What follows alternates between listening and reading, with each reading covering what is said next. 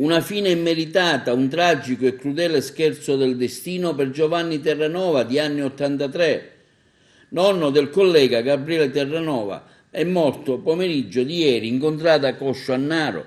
L'uomo, ben voluto e conosciuto da tutti, ha avuto un malore mentre stava lavorando la terra, la sua amatissima terra, che accudiva e manteneva viva ogni giorno da 70 anni sino a oggi.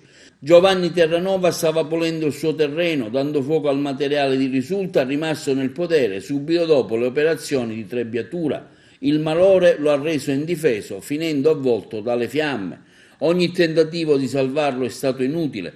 Sul posto sono prontamente intervenuti i vigili del fuoco, i carabinieri, la polizia locale, ma non è servito a nulla, nonostante gli sforzi profusi, compresi quelli dei familiari, che sono stati i primi a dare l'allarme. I funerali si terranno oggi alle 16 presso la chiesa madre di Naro.